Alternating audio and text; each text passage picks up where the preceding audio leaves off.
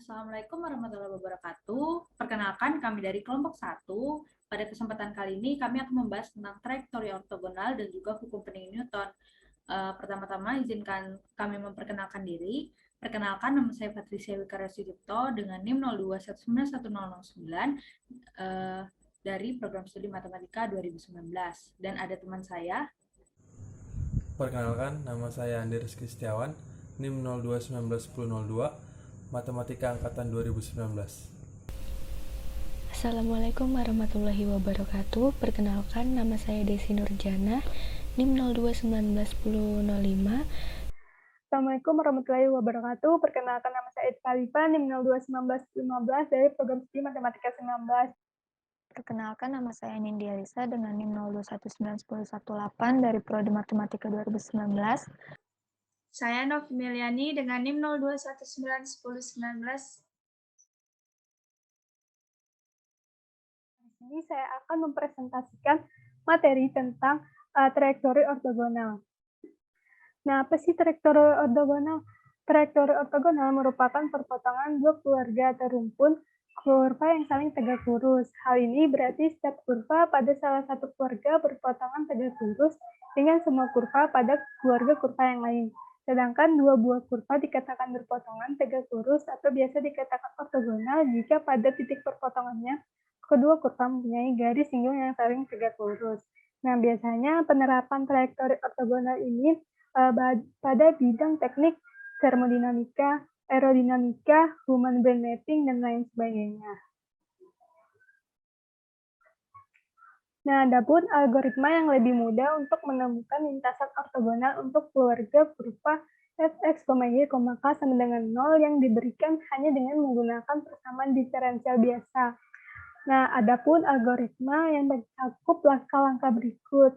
Langkah pertama, turunkan persamaan garis atau kurva sehingga didapatkan persamaan diferensial order 1 untuk keluarga kurva yaitu f aksen x, y, k sama dengan 0.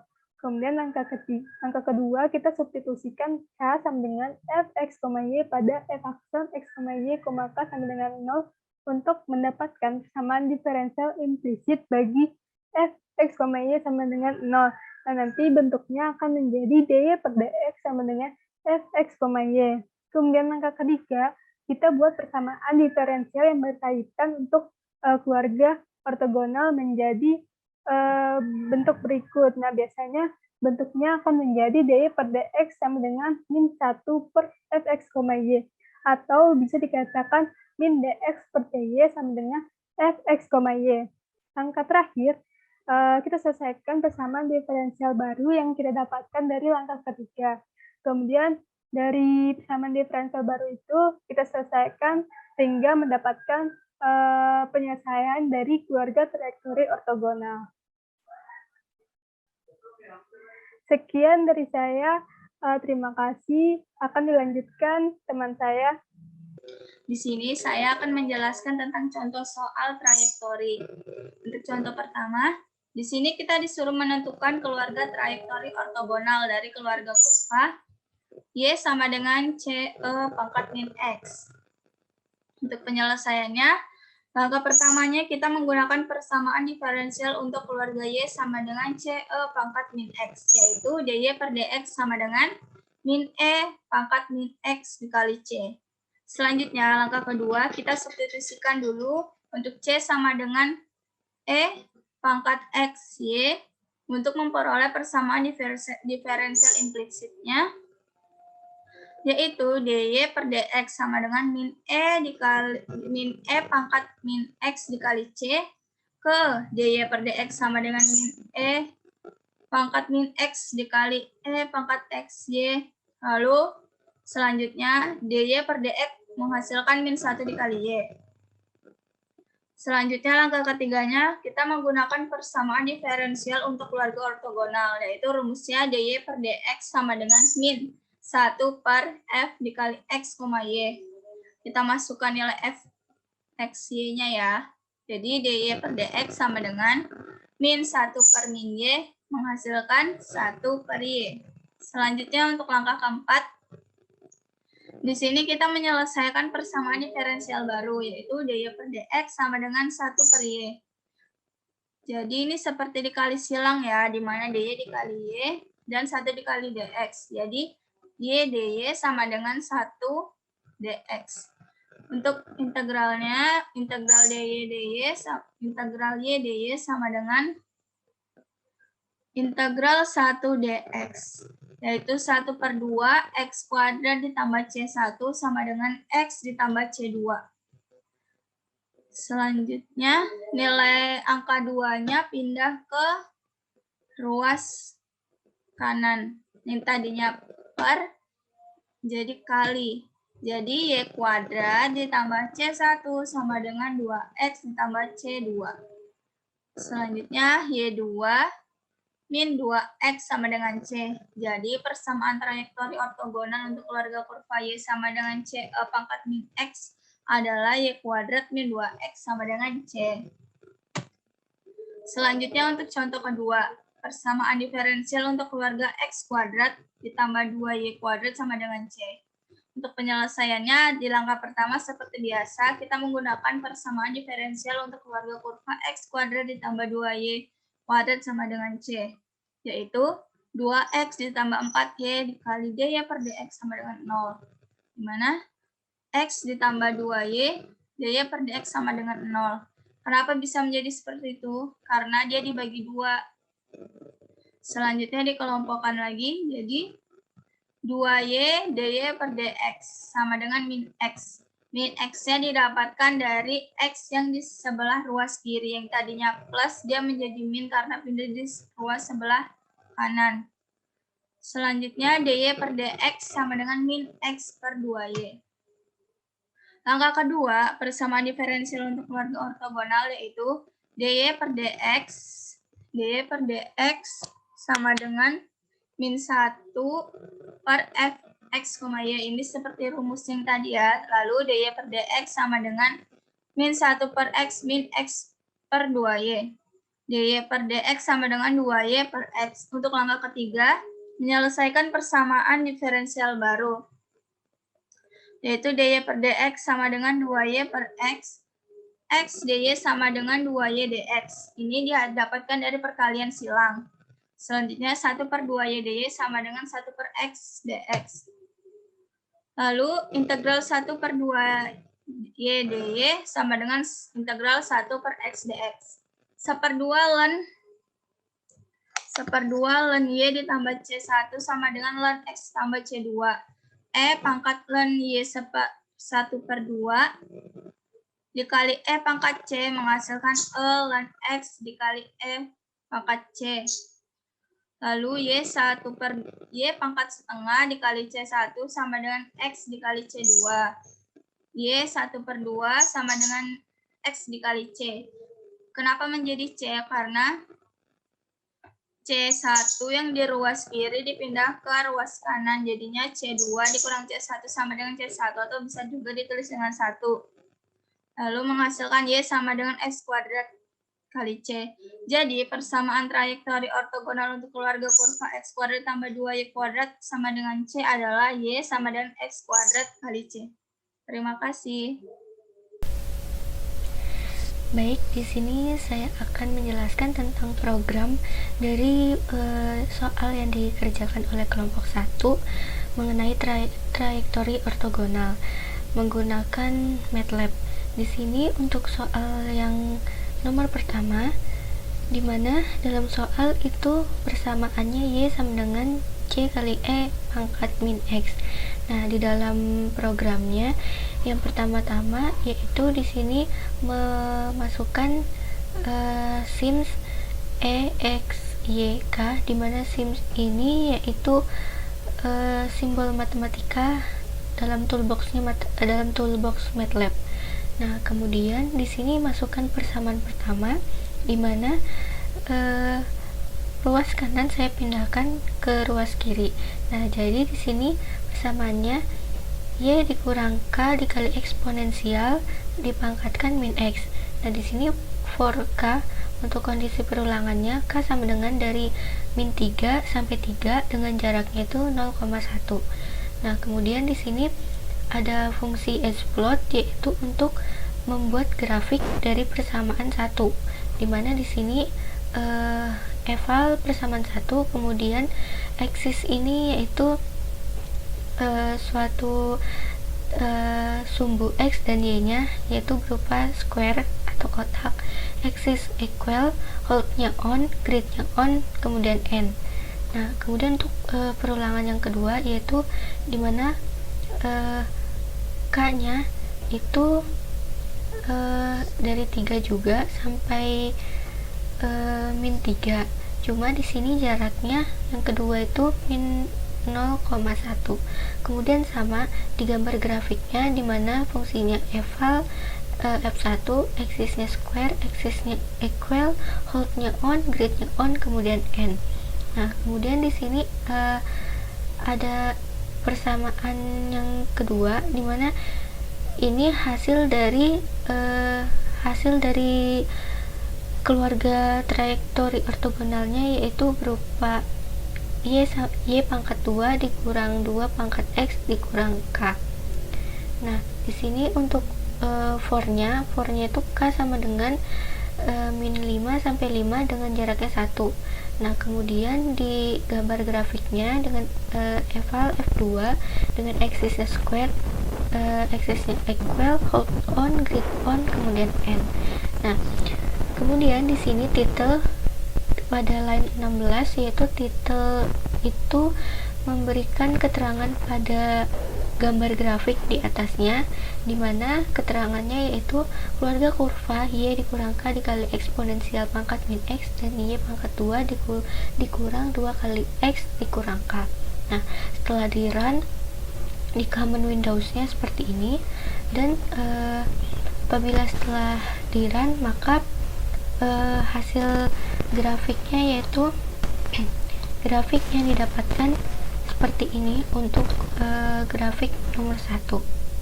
Nah, kemudian untuk contoh soal yang kedua, untuk contoh soal yang kedua yaitu pada baris ke-8 sama menggunakan sims XYK, dimana simnya ini seperti yang saya jelaskan tadi yaitu simbol atau variabel dalam matematika pada MATLAB.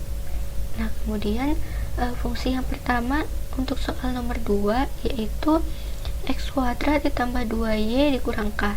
Nah, awalnya k ini merupakan di ruas kanan, namun saya pindah menjadi ke ruas kiri menjadi variabel k, dimana awalnya yaitu c berupa konstanta. Nah, kemudian di sini untuk perulangannya dari min 2 sampai 2 dengan jaraknya 0,1.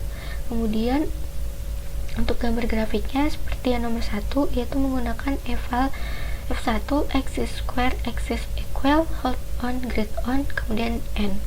Nah, untuk perulangan kedua di sini menggunakan jaraknya dari 2 sampai min 2 dengan jarak tengahnya min 0,1. Kemudian digambar grafiknya dengan menggunakan f1, eval f1, dimana axisnya square, axisnya equal, hold on, grid on, kemudian n. Nah, untuk fungsi yang kedua itu merupakan hasil dari trajektori ortogonal soal nomor 2, dimana hasil dari keluarga kurvanya yaitu y dikurang x pangkat 2 dikali k. Nah, di sini untuk perulangannya k sama dengan min 5 sampai 5 dengan jaraknya 1. Kemudian untuk gambar grafiknya menggunakan splot, eval f2, axis square, axis equal, hold on, grid on, kemudian n. Nah, di sini titelnya sama seperti nomor 1, yaitu untuk memberi penjelasan pada grafiknya yang akan ditampilkan.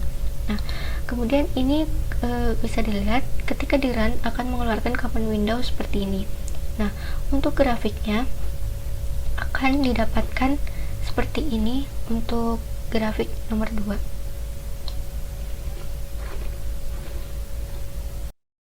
Baik, selanjutnya saya akan menjelaskan tentang persamaan diferensial dari hukum pendingin Newton. Jadi di sini Jadi, hukum Newton tentang pendinginan menyebutkan bahwa laju pendinginan berbanding lurus dengan selisih suhu benda dengan suhu ruangan. Nah, jadi kita bisa tuliskan bahwa dt besar per dt sama dengan min K kali T min Tm. Nah, di mana K-nya itu sama dengan konstan, T-nya itu suhu benda, dan Tm-nya itu suhu media sekelilingnya. Saya akan juga menjelaskan kenapa di sini kita ada min K sebagai min K ada di persamaannya itu. Nah, jadi kan misalnya ya, kita bagi kedua kasus. Jadi yang pertama T-nya itu lebih besar dari Tm dan Tm-nya dan T lebih kecil dari Tm.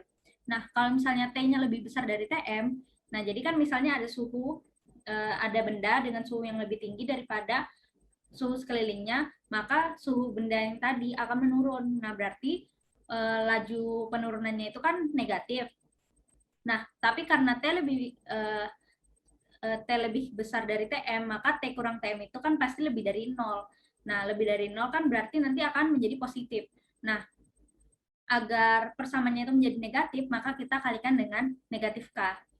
Dan juga dengan sama dengan kasus kedua. Jadi, ada sebuah benda, bendanya ini suhunya lebih kecil daripada suhu ruangannya. Nah, jadi benda tadi akan suhunya itu akan naik mengikuti suhu ruangannya. Nah, jadi kalau misal berarti kan persamaannya itu akan menjadi plus kan karena dia naik. Nah, tapi karena T-nya kurang dari Tm, nah jadi kan kalau T min Tm, dia itu hasilnya akan negatif. Jadi agar dia menjadi positif, kita kalikan dengan negatif K. Seperti itu. Baik, lanjut ya. Nah, jadi di sini kita ada penyelesaian umum dari persamaan diferensial hukum pendingin Newton. Nah, di sini juga ada dua kasus, ada dua kondisi. Nah, tapi kita abaikan dulu. Jadi, TT sama dengan TM plus CE min KT, pangkat min KT. Nah, pembuktiannya itu bagaimana? Pembuktiannya itu seperti ini. Jadi, yang tadi itu, nah yang ini, kita kelompokkan dia. Jadi, yang T min TM ini kita pindahkan ke kiri. Jadi, dia ada sama dengan DT besar, terus yang K ini tetap di sini. Kita lihat ya. Nah, setelah kita kelompokkan, nah kita integralkan kedua ruas. Nah, setelah kita integralkan, kita dapat hasilnya itu ln mutlak T min Tm sama dengan min KT plus C. Nah, kita eksponensialkan kedua ruas karena E dekat dengan ln, jadi kan sisanya itu mutlak T min Tm kan. Jadi kita punya persamaannya itu mutlak T min Tm sama dengan C kali E pangkat min KT. Nah, yang E pangkat C tadi itu kita misalkan C. Nah, jadi di sini jadi berubah jadi C. Nah, kenapa kita bagi jadi dua kondisi? Karena di sini ada tanda mutlak. Jadi kalau misalnya T-nya lebih besar sama dengan Tm, maka kan hasil di dalam mutlak itu positif. Nah, jadi karena hasil di dalam mutlak itu positif, jadi kita tidak perlu mengubahnya lagi gitu. Jadi tinggal keluarkan T min Tm sama dengan CE pangkat min KT. Kita pindahkan Tm-nya sama-sama ditambah Tm kedua ruas, jadi T sama dengan Tm plus CE pangkat min KT.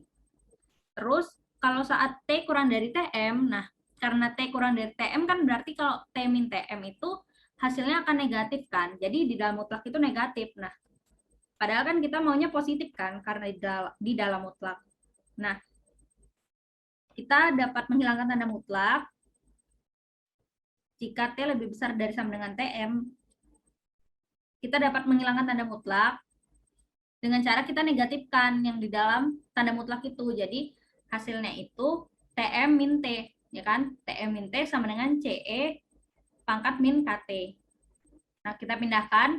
Nah, nanti hasil akhirnya jadi T sama dengan Tm min CE pangkat min KT. Kenapa ada T-nya di sini? Karena T-nya ini yang berpengaruh di persamaannya ini. Jadi seperti itu.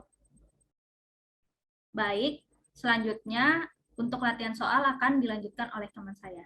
Di sini saya akan mempresentasikan untuk contoh soal pendinginan yang pertama.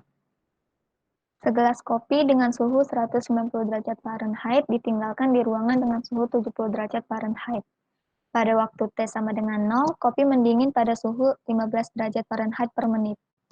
Carilah fungsi yang memodelkan pendinginan kopi, lalu berapa lama yang dibutuhkan untuk kopi tersebut mencapai suhu 143 derajat Fahrenheit. Kita jawab, dt besar per dt kecil sama dengan minus 15. Pada waktu T sama dengan 0, mengapa minus? Karena suhunya menurun, di mana suhu bendanya yaitu 190 derajat dan suhu medianya yaitu 70 derajat Fahrenheit. Lalu kita gunakan persamaan diferensial, dt besar per dt kecil sama dengan minus k dikali T minus Tm. Minus 15 sama dengan minus k dikali 190 dikurang 70. Minus 15 sama dengan minus 120k. Lalu kita masukkan k sama dengan minus 15 per minus 120 sama dengan 1/8 atau 0,125. Lalu solusi yang pertama, gunakan dt besar per dt kecil sama dengan minus k dikali T minus Tm. Substitusi nilai k dan Tm karena Tm adalah konstan dan kita juga tuliskan suhu awal sebagai nilai awal permasalahan. Di mana dt besar per dt kecil sama dengan minus 0,125 dikali T minus 70. T0 sama dengan 190. Lalu kita masukkan ke kelompok, integral 1 per T minus 70 dt sama dengan integral minus 0,125 dt. Dan T minus 70 sama dengan minus 0,125 T plus C. Lalu eksponenkan kedua rulas, T minus 70 sama dengan E pangkat minus 125 T dikali E pangkat C. Misalkan E pangkat C sama dengan C, maka T minus 70 sama dengan CE pangkat minus 0,125. T sama dengan CM pangkat minus 0,125 T ditambah 70, T 0 sama dengan 190. Gunakan T0 sama dengan 190 untuk mendapatkan nilai C. Kita masukkan CE pangkat minus 0,125 T ditambah 70. T sama dengan CE pangkat minus 0,125 T dikalikan 0 ditambah 70. Lalu kita masukkan nilai T0-nya yaitu 190 sama dengan C pangkat 0 ditambah 70. C sama dengan 190 minus 70 sama dengan 120. Maka fungsi yang memodelkan pendinginan kopi adalah T sama dengan 120E pangkat minus 0,125 T plus 70. Lalu untuk solusi yang kedua, gunakan fungsi yang didapat dari jawaban sebelumnya. Di mana jawabannya sebelumnya yaitu 120E pangkat minus 0,125 T ditambah 70. Masukkan nilai T yaitu 143 didapat 120E pangkat minus 0,125 T plus 70. 120E pangkat minus 0,125 T sama dengan 143 dikurang 70. E pangkat minus 0,125 T sama dengan 73 per 120. Ambil logaritma natural pada kedua sisi persamaan, yaitu ln E pangkat minus 0,125 T sama dengan ln 73 per 120. Minus 0,125 T sama dengan ln 73 per 120. T sama dengan ln 73 per 120 per minus 0,125. Maka didapat T adalah 3,98 menit. Jadi waktu yang dibutuhkan kopi untuk mencapai suhu 143 derajat Fahrenheit yaitu 3,98 menit. Untuk contoh soal selanjutnya akan dilanjutkan oleh teman saya. Saya akan menjelaskan di soal kedua, hukum pendingin Newton. Sebuah termometer membaca suhu, yaitu suhunya 10 derajat Celcius, lalu termometer tersebut dibawa ke sebuah ruangan dengan suhu 18 derajat Celcius. 1 menit kemudian, termometer membaca suhu dan bernilai 14 derajat Celcius. Berapa waktu yang dibutuhkan sehingga termometer tersebut membaca sehingga suhu sebesar 16 derajat Celcius, yaitu solusinya. Pertama, yang kita ketahui adalah termometer awalnya, yaitu 10 derajat Celcius. Yang kemudian dibawa ke ruangan ruangan kedua dengan 14 derajat Celcius. Dan TM-nya adalah 18 derajat Celcius. Ditanya, T sama dengan 16 derajat Celcius, yaitu waktu yang dibutuhkannya adalah berapa? Karena T besar kurang dari Tm-nya, maka kita menggunakan persamaan T dalam kurung T sama dengan Tm dikurang C eksponensial pangkat min T. Pertama, aplikasikan persamaan dengan T0 sama dengan 10 untuk mendapatkan C. T0 sama dengan Tm dikurang C eksponensial min K kali 0. Karena T0-nya 10 sama dengan Tm18 dikurang C, maka kita pindah luaskan, C sama dengan 8. Setelah didapatkan C-nya, maka kita akan mencari nilai K. Kita masukkan di T1-nya itu T sama dengan Tm dikurang 8 eksponensial min K kali 1. 14 sama dengan 8 dikurang 8E pangkat K. Eksponensial min K sama dengan 18 dikurang 14 dibagi 8. Eksponensial pangkat min K sama dengan 0,5. Ln E min pangkat K sama dengan ln dalam kurung 0,5. Min K sama dengan ln 0,5. K sama dengan ln pangkat ln 2. Setelah didapatkan C dan K minnya, kita dapat menggunakan persamaan untuk mencari nilai T saat T waktu yang 16 derajat Celcius. Sama dengan 18 dikurang 8 eksponensial pangkat min T ln 2, 16 sama dengan 18 dikurang 8E min T ln 2 eksponensial E pangkat T ln 2 sama dengan 18 dikurang 16 dibagi 8. 1/2 T sama dengan 1/4 T sama dengan 2 menit. Jadi, didapatkan waktu selama 2 menit hingga termometer tersebut dapat membaca suhu 16 derajat Celcius. Sekian dari saya. Terima kasih. Sekian dari kelompok kami, kurang lebihnya mohon maaf. Terima kasih. Wassalamualaikum warahmatullahi wabarakatuh.